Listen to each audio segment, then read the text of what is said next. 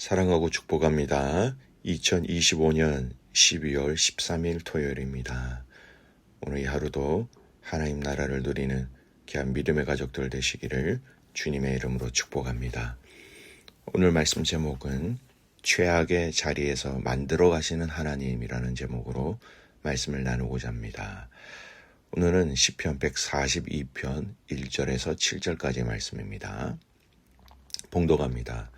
내가 소리내어 여호와께 부르짖으며 소리내어 여호와께 간구하는도다.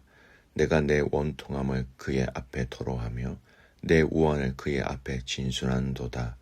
내 영이 내 속에서 상할 때에도 주께서 내 길을 아셨나이다. 내가 가는 길에 그들이 나를 잡으려고 올무를 숨겼나이다. 오른쪽을 살펴보소서. 나를 아는 이도 없고 나의 피난처도 없고 내 영혼을 돌보는 이도 없나이다.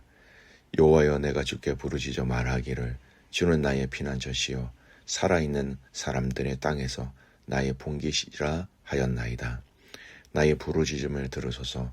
나는 심히 비천하니이다. 나를 핍박하는 자들에게서 나를 건지소서. 그들이 나보다 강하니이다. 내 영혼을 옥에서 이끌어내사 주의 이름을 감사하게 하소서. 주께서 나에게 갚아주시리니 의인들이 나를 들으리이다. 아멘. 오늘 말씀 제목 최악의 자리에서 만들어 가시는 하나님이라는 제목입니다.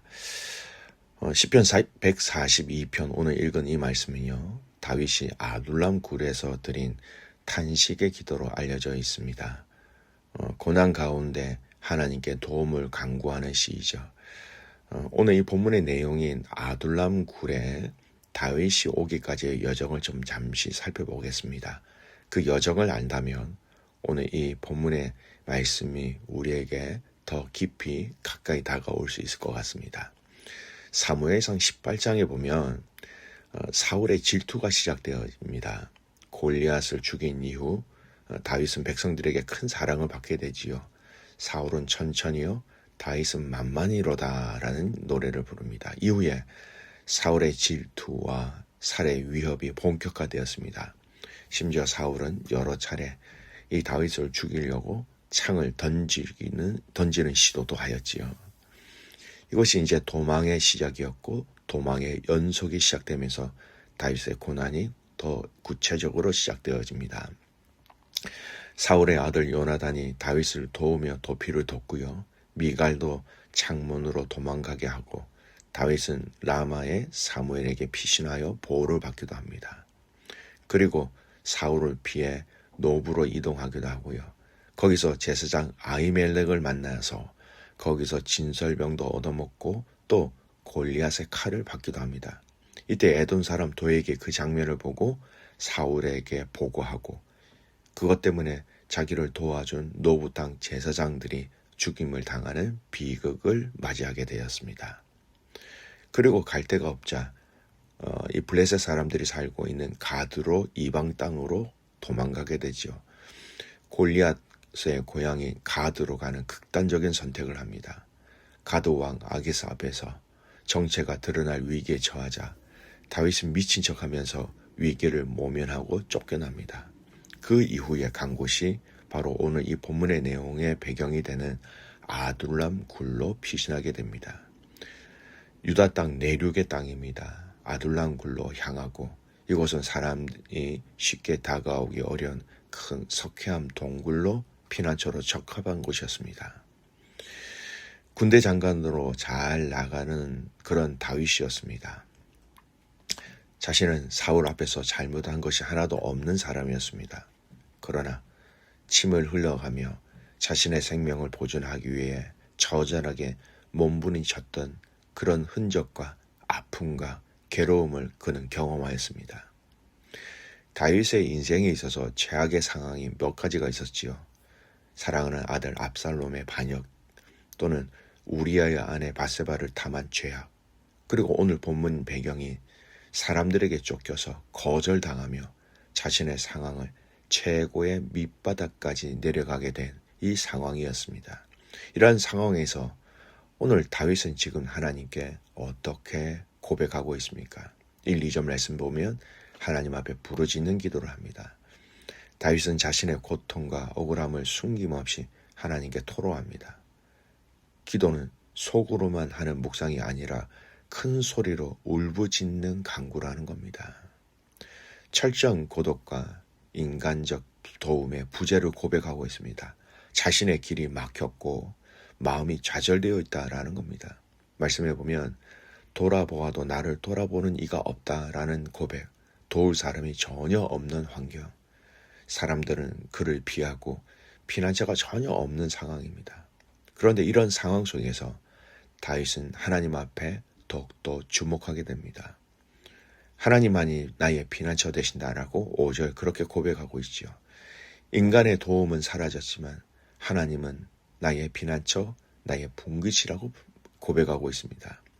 광야에 분깃이 없던 레위인처럼 다윗은 하나님 자신이 자신의 몫이라고 얘기합니다. 여러분, 레위인들은 12지파처럼 땅을 분배받지 못한 대신 하나님과 성직이 제사 봉사죠. 그것이 그들의 분깃 유산이었습니다. 쉽게 해서 그들의 생활비는 이스라엘의 제사와 11조 헌물로 충당되었다라는 겁니다.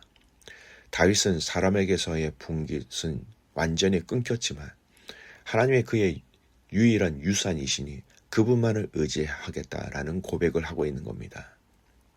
내가 의지하는 유산은 사람, 땅, 안전이 아니라 하나님과 그의 약속이라는 이 레위적 신학을 개인적인 위기 속에서 고백하고 있다라는 것이죠. 그래서 6, 7절 말씀을 보면 결국 억압에서 건져달라라고 하나님께 요청하고요. 구원받으면 의인들 가운데서 하나님을 찬송할 것이라고 약속하고 마지막은 소망의 고백으로 마무리되면서 오늘 이 시편의 말씀은 그렇게 다윗의 고백으로 마무리하게 됩니다. 그런데 여러분, 이런 최악의 자리에서 있었던 이 최악의 시간과 장소인 아둘람굴을 자세히 생각해 보면 굉장히 반전의 은혜가 있다는 것을 알고 있습니다. 여러분, 아둘람굴에서 일어난 일들을 정리해 보면 굉장한 것들을 찾아볼 수 있습니다. 이 아둘람굴에 있을 때 가족들이 찾아옵니다. 사울의 위협에서 벗어나기 위해서 다윗의 형제들과 부모도 함께 한다라는 겁니다. 환난당한 자들, 빚진 자들, 마음이 원통한 자들이 모여서 약 400명 정도가 다윗의 공동체가 형성되어집니다. 근데 이들은 이후에 다윗의 용사라고 불리는 사람들로 성장하는 사람들도 만나게 된다라는 것이죠. 세워진 사람들이 있습니다. 성경은 아둘람굴에 모인 이 약자들이 전혀 다른 존재로 성장했다는 것을 보여줍니다. 약자들이 용사들로 변하였습니다. 사무엘상 22장 2절 다윗이 그들의 두목이 되었다. 이후 역대상 11장 11장에 나오는 다윗의 용사들의 상당수가 이 시절부터 다윗 곁에서 함께 훈련되어진 사람이었다라는 겁니다. 절망하던 사람들이 왕궁의 핵심의 지도층으로 성장하였다. 다윗의 개인적인 입장에서 볼 때는 앞으로 그가 왕으로서 세워질 때에 이 아둘람군은 그를 지지하고 그를 함께 할 수 있는 놀라운 믿음의 동력자들이 생긴 장소였다라는 겁니다. 또한 공동체의 기초가 되었습니다. 다윗 왕국을 토대로 형성한 최초의 공동체, 이 아둘람 공동체는 이스라엘 역사상 가장 강력한 왕조의 기초가 된 리더십 공동체가 되었다는 것이죠. 또한 사회, 정치, 경제적으로 흩어지고 상처받은 자들이 다윗을 중심으로 하나가 되었다라는 겁니다. 부서진 사람들을 통해서 하나를 만들었고 그 하나된 공동체가 새로운 역사를 사용하게 된 그 장소가 바로 이 아둘람굴이라는 것이지요. 여러분, 이 아둘람굴의 의미를 자세히 되새겨 보셨으면 좋겠습니다. 하나님이 다윗을 깊이 낮추시고 의전을 훈련시킨 자리였습니다. 최고의 리더는 최상의 환경이 아니라 최악의 환경에서 만들어진다는 것입니다. 다윗은 왕궁이 아니라 굴에서 왕의 마음을 배웠고 하나님의 마음을 배우고 하나님을 찾는 것을 직접 실천해 보았다는 겁니다. 장차 맡을 왕의 사명에 맞는 사람들을 붙이신 자리가 이 아둘람굴이었습니다. 권력자나 귀족이 아니라 고난 속에 있는 자들이 붙들었다라는 것이죠. 이는 다윗 왕국이 억눌린 자들을 위한 나라가 될 것을 예고하는 메시지이기도 합니다. 하나님의 역사하시는 방법이 무엇입니까? 무가치한 사람들을 들어 강한 자를 만드셨습니다. 고린도전서 1장 말씀에 보면 세상에 미련한 것들을 택하사라는 실제 모델이 오늘 이 아둘람 굴이었다라는 것이죠. 굴은 숨는 곳이 아니라 훈련소가 되었고 성장의 자리가 되었습니다. 도망자가 훈련자가 되었고 약자들이 용사가 되었고 절망의 장소가 소명, 회복의 장소가 되었다라는 것입니다. 굴에서 하나님만이 나의 피난처 되심을 배웠다라는 것. 시편 142편뿐만 아니라 시편 57편 모두 아둘람 굴과 이 관련된 탄식 신뢰의 시였습니다. 어떻게 보면 이 최악의 자리에서 다윗의 영성은 최고의 절정을 이루었고 그것이 다윗 왕국을 세워가는 기초가 되었다라는 것이었죠.